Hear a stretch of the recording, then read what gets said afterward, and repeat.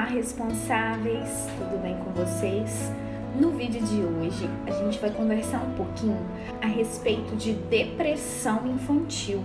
Vocês já ouviram falar sobre isso? Vocês sabiam que crianças também têm depressão? Sim, isso pode acontecer e às vezes, até muitas das vezes, ela pode ser confundida com birra, com malcriação, com uma criança ser mal-humorada. Isso fica um pouco confuso para os responsáveis da criança.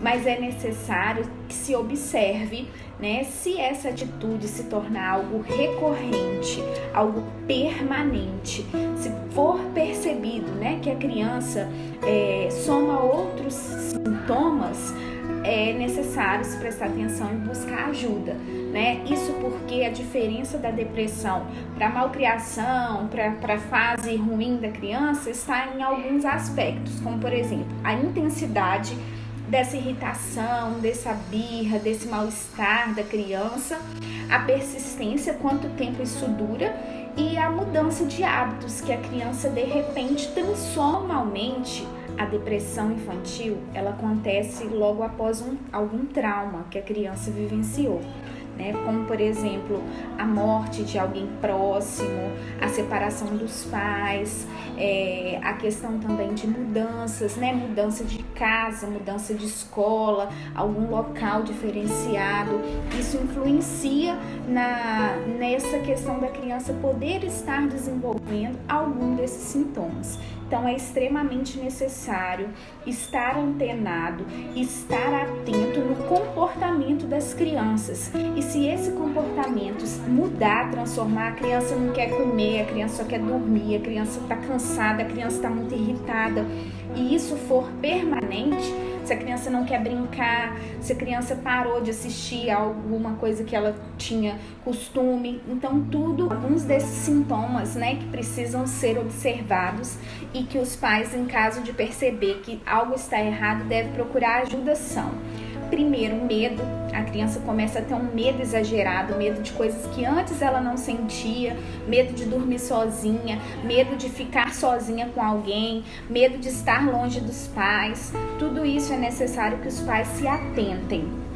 Além do medo, a questão também da desvalia, uma sensação de inferioridade, a criança se acha incapaz, nada para ela tá bom, ela não se conforma, ela acha que ela não vai conseguir fazer o que ela se propôs, se sente inferior realmente. Esse também é um sintoma que, se perdurar, aliado aos demais sintomas, um outro sintoma que pode compor com esses que eu já falei, alterações no sono. Né? A criança não dorme bem mais, ou então ela dorme, se ela dormir muito bem à noite, ela não dorme, ela passa a trocar o dia pela noite, ela se sente muito cansada, desanimada, é um sono que não descansa a criança, toda hora ela acorda, ela se remexe. Isso pode caracterizar, né, alguma disfunção que esteja relacionada com essa questão da depressão. Além também de dores sem causa. A criança às vezes costuma sentir dor pelo corpo, em algum lugar, às vezes ela não sabe nem expressar o que está acontecendo, mas dentro dela, né, essa questão da depressão, a mudança dos hormônios devido à depressão acaba gerando essas dores que a criança não sabe explicar e às vezes ela nem sente, mas como ela não sabe o que ela tem. Outra necessidade de atenção é o apetite alterado. Crianças podem ficar com muita fome e começar a descontar muito na comida e acabar engordando muito, ou ao contrário, né? Podem ter aí problemas para alimentar, emagrecem muito, perdem peso, ficam fracas, desanimadas, não quer comer, não gosta mais do que gostavam antes, não gostam de fazer o que gostavam de fazer antes, né? A questão da apatia também, não vê graça, não vê interesse. Você convida para fazer um passeio, a criança não se anima, coisas que antes chamavam a atenção dela passa a não ter sentido, colegas, ela não quer partilhar com os momentos com os colegas. Então a criança se torna mesmo apática, não tem muito interesse em fazer coisas diferentes, em programas diferentes, ela quer ficar mais no canto dela. Mais 2 sintomas importantes da gente falar: a baixa autoestima, né? A criança não gosta de si, não gosta do que vê, não tem coisas que animam, as brincadeiras, elas não se interessam. Então isso está muito relacionado, né, também àquela questão que eu já falei da desvalia, de se sentir inferior. E por fim, as mudanças de humor, que a gente às vezes não entende. Pode acontecer também da criança que era muito falante. Isso eu já presenciei o caso de um aluno com depressão. Ele era uma criança normal, falava, brincava, corria, e de repente ele parou de falar. Ele começou a regredir no seu desenvolvimento. Então ele era uma criança que tinha muita dificuldade de aprendizagem. Também ele começou a ter problemas com o intestino. Tudo isso são questões que os pais, os responsáveis devem estar atentos, porque podem estar caracterizando algum distúrbio, né? Ou físico, ou emocional, psicológico. Então a orientação que a gente dá, né? Constatados esses sintomas, como eu disse, com uma intensidade e por um período que perdura, né? Que dura bastante tempo, a orientação é que se procure um psicólogo, né? Primeiramente. E aí o psicólogo irá orientar se essa criança precisa de entrar com a medicação.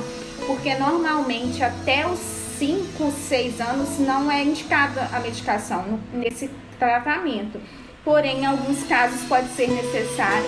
Então, por isso, é importante que se busque a ajuda médica e que se explique para a criança, para a psicóloga, tudo que está acontecendo com a criança, e que aí a criança tenha uma qualidade de vida e retome, né, a sua rotina comum, seu cotidiano, como era antes de acontecer o trauma, alguma coisa que tenha levado a criança a desenvolver a depressão.